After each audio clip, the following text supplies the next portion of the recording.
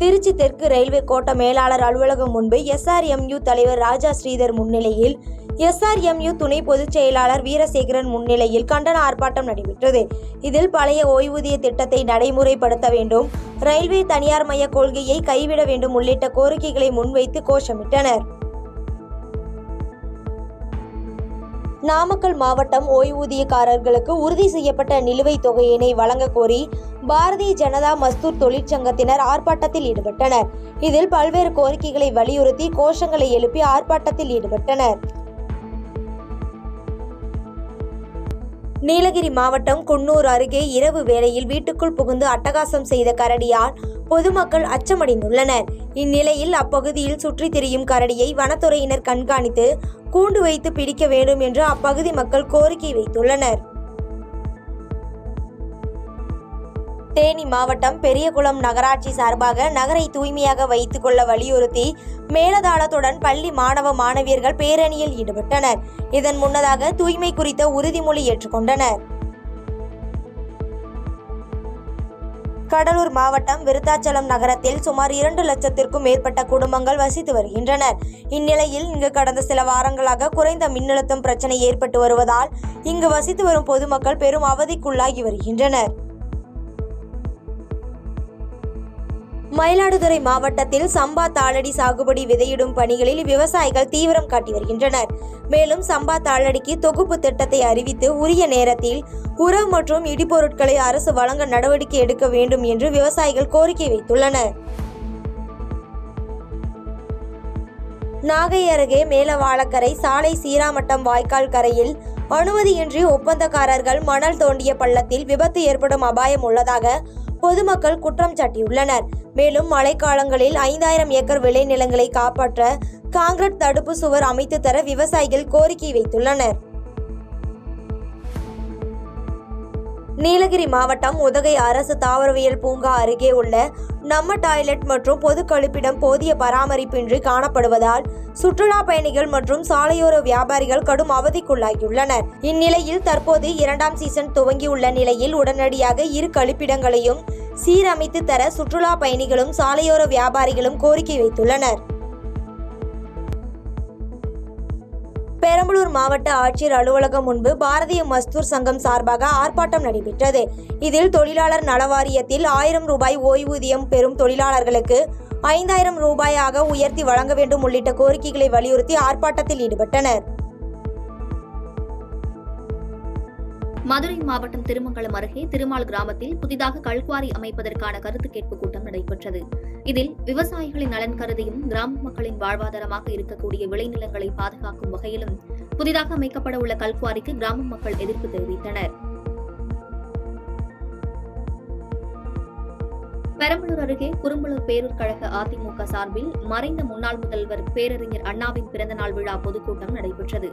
இதில் கழக அமைப்பு செயலாளரும் முன்னாள் அதிமுக சட்டமன்ற கொறடாவுமான மனோகரன் கலந்து கொண்டு பேசினார். அப்போது பேசிய அவர், அண்ணாவின் பிறந்தநாளை கொண்டாட திமுகவிற்கு என்ன தகுதி இருக்கிறது எனவும் அண்ணாவின் குடும்பத்திற்கு திமுக என்ன செய்தது என கேள்வி எழுப்பினார். இதனைத் தொடர்ந்து பேசிய மாவட்ட கழக செயலாளர் தமிழ்செல்வன், அதிமுக கொண்டு வந்த திட்டங்களை திமுக நிறுத்தி மக்களை வஞ்சிப்பதாக பேசினார். திண்டுக்கல் மாவட்டம் வேடச்சந்தூர் அருகே உள்ள அய்யலூரில் நடைபெறும் ஆடு மற்றும் கோழி சந்தை புரட்டாசி மாதத்தை முன்னிட்டு களையிழந்து காணப்பட்டது. வழக்கத்தை காட்டிலும் பாதையளவு கூட வர்த்தகம் நடைபெறவில்லை என விவசாயிகள் கவலையடைந்துள்ளனர். நீலகிரி மாவட்டம் உதகை குன்னூர் தேசிய நெடுஞ்சாலை குண்டும் குழியுமாக உள்ளதால் சுற்றுலா பயணிகள் மற்றும் வாகன ஓட்டிகள் அவதியடைந்து வருவதாக நமது எம்நாடு தொலைக்காட்சியில் கடந்த வெள்ளிக்கிழமை செய்தி ஒளிபரப்பப்பட்டது. இதன் எதிரொலியாக சேரிங்கிராஸ் முதல் வேல்வியூ பகுதி வரை நெடுஞ்சாலைத்துறை சார்பில் குழிகளுக்கு தார் ஊற்றி செப்பனிடும் பணி நடைபெற்று வருகிறது. நீலகிரி மாவட்டம் குன்னூர் அருகே சுரேஷ் என்பவர் தேயிலை தோட்டத்தில் கிணறு வெட்ட வெடிவைத்த சம்பவத்தில் கைது செய்யப்பட்டு நீதிமன்றத்தில் ஆஜர்படுத்தி சிறையில் அடைக்கப்பட்டார். இதேபோன்று கோத்தகிரி அருகே கிணறு தோண்ட வெடிவைத்த சுந்தர் என்பவரையும் குன்னூர் கிளை சிறையில் அடைத்தனர். தமிழக கேரள எல்லையில் சுகாதாரத்துறை சார்பாக நிபா வைரஸ் தடுப்பு முகாம் நடைபெற்று வருகிறது. அந்த வகையில் தேனி மாவட்டம் குமுளி, கம்பம் மெட்டு ஆகிய சோதனை சாவடிகள் அருகே சுகாதாரத்துறை சார்பாக நிபா வைரஸ் தடுப்பு முகாம் நடைபெற்றது. திருச்சி மாவட்டத்தில் சொரியம்பட்டி கிராமத்தை சேர்ந்த சந்தோஷ் என்பவர் அதே பகுதியை சேர்ந்த வேறு ஜாதி பெண்ணை காதலித்து வந்த நிலையில் வீட்டில் எதிர்ப்பு தெரிவித்ததால் இருவரும் திருமணம் செய்து கொண்டு நண்பர் வீட்டில் தங்கியுள்ளனர். இதனை அறிந்த பெண்ணின் உறவினரான நாம் தமிழர் கட்சியின் கொள்கை பரப்பு செயலாளரும் வழக்கறிஞருமான அருணகிரி மற்றும் அவரது நண்பர்கள் சந்தோஷை சரமாரியாக தாக்கிவிட்டு பெண்ணை வலுக்கட்டாயமாக காரில் ஏற்றியுள்ளனர்.